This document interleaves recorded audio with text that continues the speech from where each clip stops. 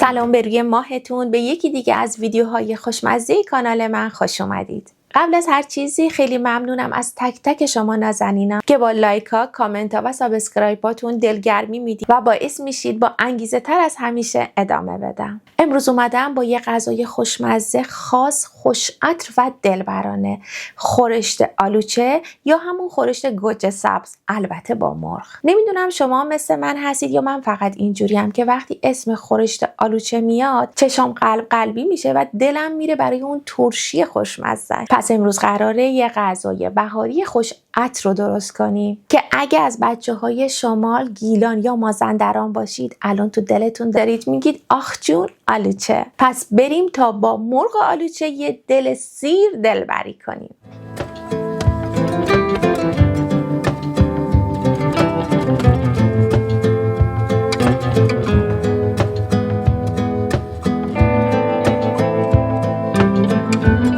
راجب خورشت آلوچه میخواستم یه نکته‌ای بهتون بگم که شما میتونید به جای مرغ از گوشتم استفاده کنید. من امروز اینجا از تیکه‌های بزرگ مرغ استفاده کردم. راجب خود آلوچه یا همون گوجه سبز که به شکل‌های مختلفی هستش، من امروز 3 نوع آلوچه اینجا گذاشتم که بهتون نشون بدم آلوچه واقعی کدومه. این درشتا که اینجا از نزدیک دارم بهتون نشون میدم در واقع یک نوع آلوئه که هنوز نرسیده و ما اینجا چون آلوچه نداریم فکر میکنیم این آلوچه است و ازش استفاده میکنیم، که در حقیقت آلوچه واقعی و گوجه سبز همینیه که الان دارم بهتون نشون میدم، اینه. و این یکی یه نوع آلوچه های وحشیه که اینا هم خیلی خوشمزه است، اما شما میتونید از هر 3 نوع اینا برای درست کردن این خورشت استفاده کنید. یه چیز جالب هم بهتون بگم که برای درست کردن رب آلوچه تو شمال ایران از هر 3 تای اینا استفاده میکنن، یعنی اینا رو با هم قاطی میکنن و اون رب خوشمزه رو درست میکنن. الان که دیگه راجع به گوجه سبز بهتون گفتم، بریم سراغ مرغ. برای درست کردن مرغمون اول باید مرغ رو یه مقدار مزه دار کنیم که من اینجا یه مقدار نمک روی مرغ میریزم و همینطور یکم از این زعفرون دم کردم.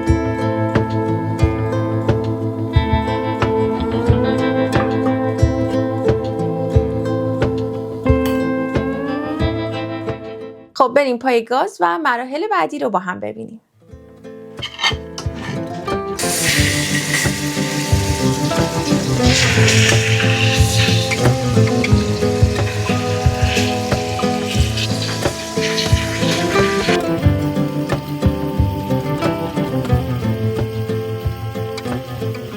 من الان هر دو طرف مرغا رو سرخ کردم و برشون میدارم.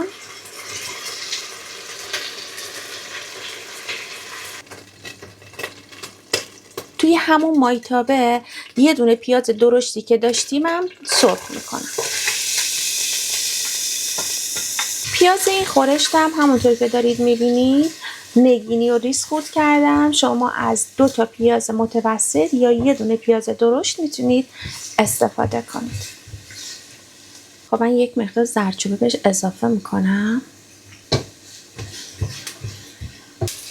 خب یه مقدار که پیاز رو سرخ کردیم به این اندازه دیگه کافیه. ربش رو بهش اضافه میکنیم. من تقریبا 1 قاشق پر بهش رب اضافه میکنم. شما اگه خواستید با گوشتم درست کنید دقیقا همینطوری، فقط تو مرحله اول گوشت و پیاز رو با هم دیگه خوب باید تفت بدید. خب الان ربم خوب تفت دادیم و من میخوام بهش آب جوش اضافه کنم. مرغایی که سرخ کرده بودیم رو بهش اضافه میکنیم. الان من درشو میذارم. بریم به مرحله بعدی.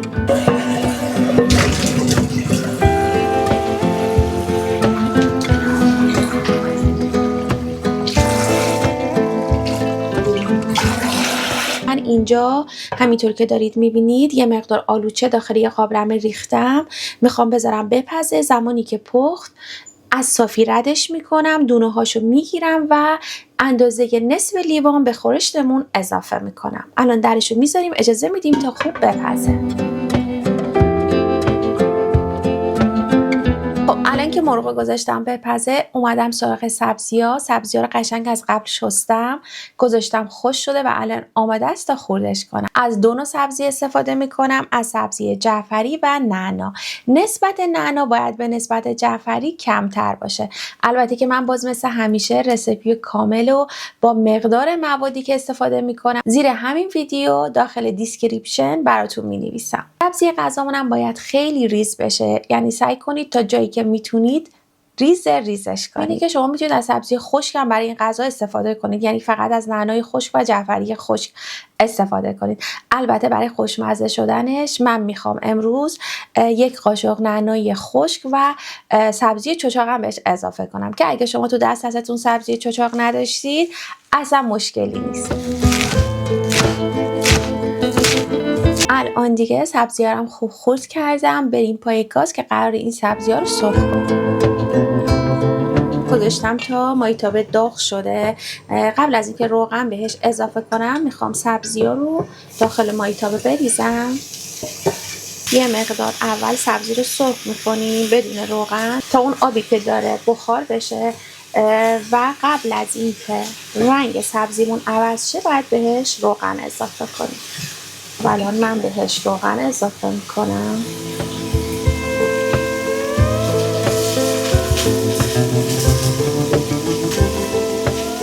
خب الان تقریبا سبزی ما خوب سرخ شده. مقدار سرخ شدنش هم باز بستگی به خودتون داره، ولی اگه بذارید یه مقدار خوب سرخ بشه برای این خورش خیلی بهتره. این الان خوبه و آماده است. خب من اینو میدم کنار. همونطور که گفتم میخوام 1 قاشق سبزی نعنا و چچاقی که داشتم هم سرخ کنم. این سبزی خشک اصلا عطر و طعمش فوق‌العاده است دیگه. خب اینم یه تفت کوچیک میدیم و بعد به خورشتمون اضافه میکنیم. شما حالا اگه چچاق نداشتید همین نعنا کافیه. خب من الان میخوام سبزی که سرخ کرده بودم و به خورشتم اضافه کنم.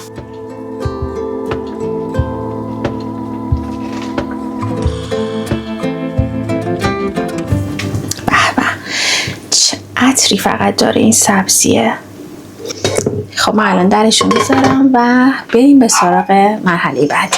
گوجه سبزارم به مایتابه اضافه میکنم. 1 کوچولو هم روغن بهش اضافه کردم. خب ببینید من درشو گذاشتم و با حرارت بالا میخوام به این شکل یه تفت بدم و به خورشتم اضافه کنم. خیلی ها این کارم نمی کنن، مستقیم آلوچه ها رو به خورشت اضافه میکنن، ولی با این روش خیلی بهتر.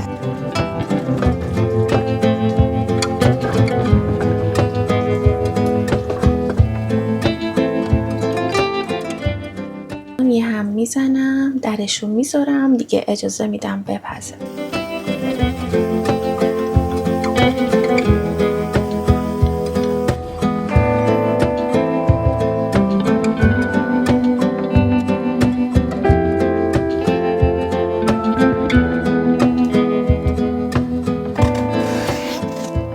بادمجونا رو پوست کردم، قراره کنار خورشتمون 2 تا بادمجون هم سرخ کنم. حالا دیگه به سلیقه خودتون میتونید یه بادمجون درسته سرخ کنید یا مثل من از وسط به 2 نصف تقسیمش کنید. همینطور من یه مقدار گوجه گیلاسی هم میخوام کنارش سرخ کنم که هم خیلی خوشمزه میشه و هم غذامون رو خوشگل میکنه. خب یه نکته‌ای که میخواستم بهتون بگم راجع به اون پوره‌ای که از آلوچه ها گرفتم. چاشنی اصلی این خورشت همین پوره آلوچه است که درست کردیم و تو مرحله آخر تقریبا یه نیم ساعت مونده دیگه تموم بشه به خورشتمون اضافه کنیم معرکه میشه. پس الان میریم بادمجونا رو سرخ کنیم، تو نیم ساعت آخرم این سس رو به خورشتمون اضافه کنیم.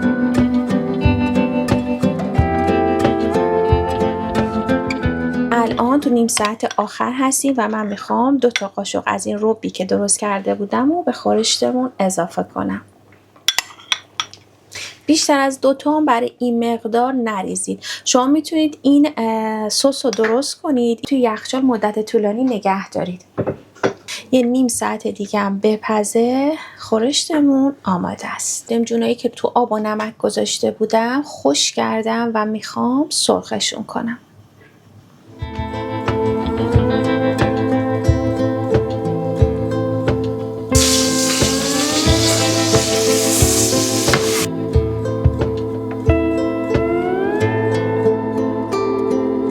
توی این مدت که گذاشتم تا خورشتمون خوب جا بیفته میخوام یه سالاد شیرازی خوشمزه‌ام درست کنم.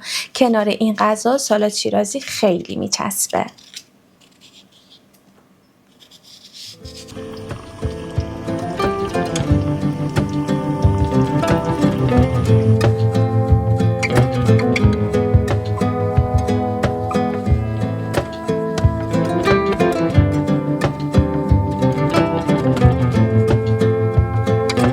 از خورشت آلوچه خوشمزه‌مون نگم از عطر و رنگ و بوش که دل آدمو میبره. امیدوارم که این ویدیوی منم براتون مفید باشه.